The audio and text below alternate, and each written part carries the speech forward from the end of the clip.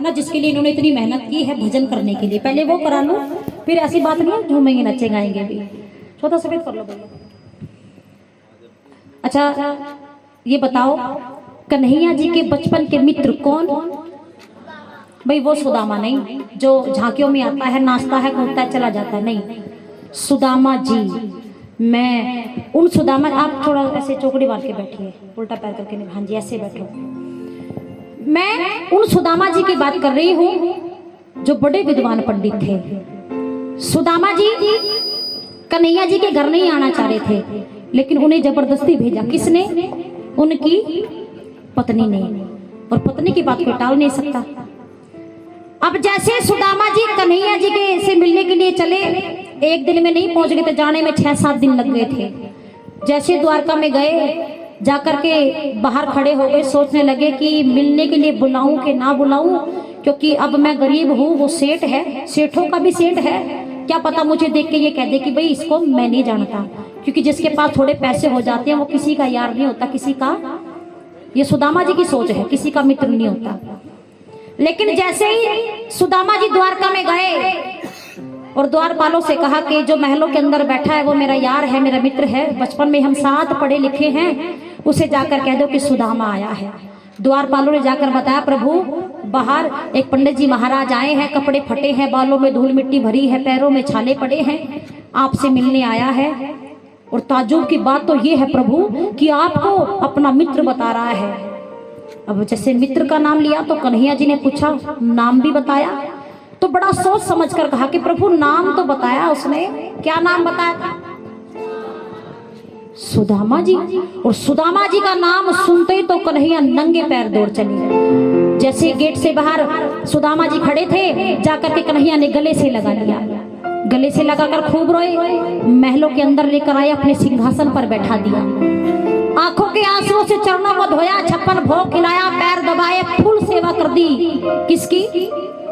सुदामा जी की फुल सेवा की। इतनी सेवा कराने के बाद सुदामा जी पूरे खुश हो गए, सोचने लगे अब मेरा यार अब तक भी मेरी यारी को नहीं भूला, बचपन की यारी आज भी याद है। अब लेकिन कन्हैया ने एक बात पूछ ली, कह दिया सुदामा तू क्या ये नहीं जानता जब किसी के घर जाते हैं तो खाली हाथ क्या लेके गए थे? सूखे चावल न जाने कितने घरों से मांगकर उनकी पत्नी ने दिए थे, ताकि कन्हैया देखते ही पहचान जाए कि खाने का भी ब्यों नहीं है। शर्माते शर्माते सुदामा जी ने वो पोटली खोली, सोचने लगे हाय 56 भोग खाने वाला कहाँ मेरे सूखे चावल खाएगा। लेकिन कन्हैया ने 56 भोग को छोड़ करके सूखे। अब जैसे इतनी सेवा हुई तो सुदामा जी ने अपने मन में विचार किया कि भाई देखो मैं यहाँ आ तो गया, लेकिन मेरा जमीर ये कहता है कि मैं इससे कुछ मांगूंगा नहीं, जिसे देना होगा खुद ही देगा, मैं नहीं मांगूंगा। अब सेवा पानी करा ली तो सुदामा जी अपने घर चलने लगे, आराम भी कर लिया, कहने लगे अच्छा भाई कन्हैया तूने मेरी बड़ी सेवा की, भाई चलूं? तो कन्हैया ने कह दिया हाँ हाँ जाओ आराम से जाना।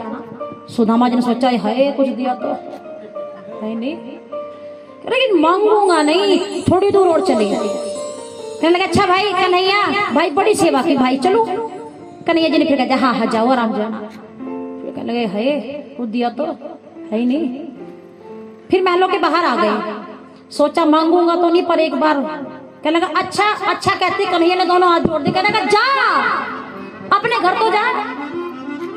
अब सुदामा जी को गुस्सा आ गया, और गुस्सा भी इतना आ गया महलों के बाहर निकलते कहने लगे वाह भाई वाह कितना बड़ा बेईमान है, देख लो लोगों के सामने कितना दिखावा किया, मेरी सेवा कर दी, इतने धन में से मुझे इतना सा भी नहीं दिया।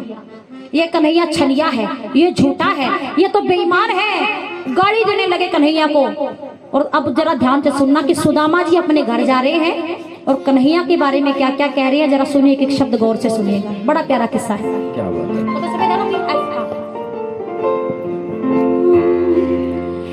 बालकपन में साथ पड़े जो बात पुरानी के जाने, धन वाले नहीं यार किसी के, ये प्रीत निभानी के जाने। भाई धन वाला किसी का नहीं हो सकता। सुदामा जी रोने लगे, अपने घर जा रहे हैं कि मेरी तो बेइज्जती कर दी इस कन्हैया ने, क्योंकि घर जाते ही बीवी बच्चे पूछेंगे आपके यार ने आपको कुछ दिया। अब सुनिए सुदामा जी की बात। बालकपन में साथ पड़े जो बात पुरानी के जाने, बालकपन में साथ पड़े जो बात पुरानी के जाने, तलवारें नहीं आए किसी के, तलवारें नहीं आए किसी के, प्रीत निभानी के जाने, प्रीत निभानी के जाने, प्रीत निभानी के जाने।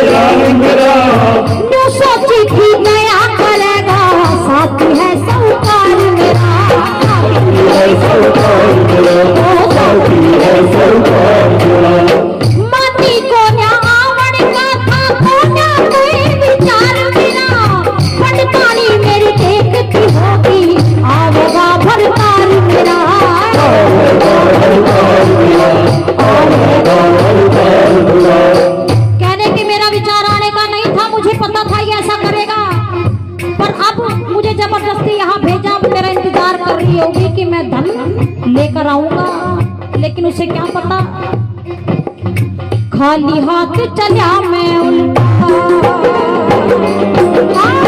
खाली हाथ चला मैं उल्टा, मुसरानी के जाने, खाली हाथ चला मैं उल्टा, मुसरानी के जाने, तलवारे नहीं हार किसी के, तलवारे नहीं हार किसी के, प्रीत निभानी के जाने, निभानी प्रीत निभानी।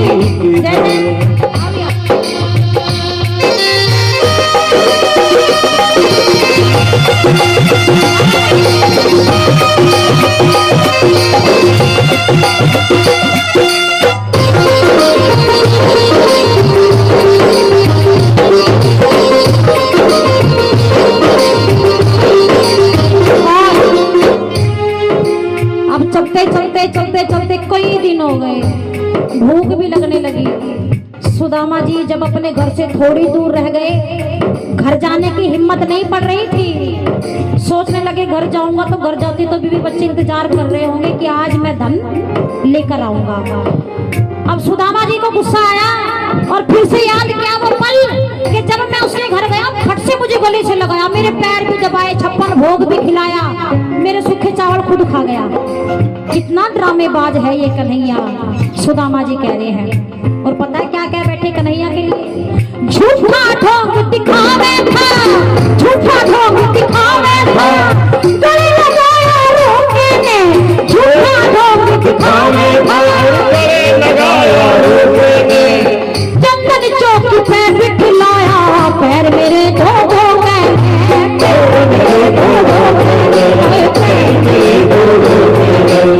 सूखे चावल खावन लगा, कितना राजी हो गए, पैर दाबता पाया था, उठा सवेरे सो गए, उठा सवेरे सो गए, उठा सवेरे सो गए।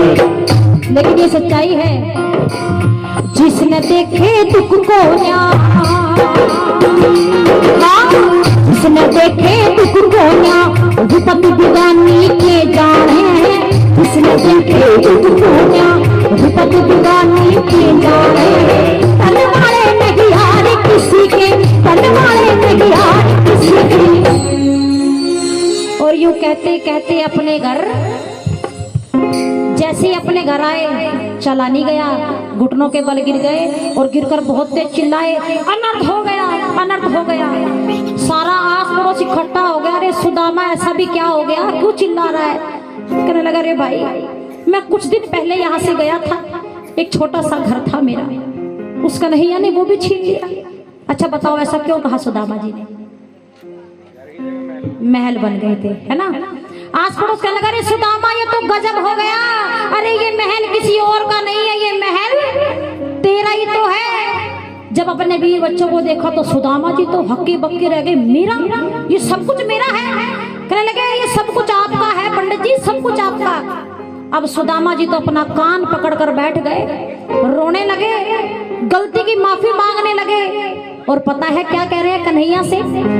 3 लाइनें बोल रही, जरा गौर से सुनना, फिर कन्हैया के लिए ताली बजनी चाहिए, दमदार ताली। सुनो। अपने घर जब आया सुदामा, महल खड़े थे कंचन के, हीरे मोती भरे खजाने, लाल जवार रतन धन के। देख यार का चमत्कार, गुण गाए रघुनंदन के।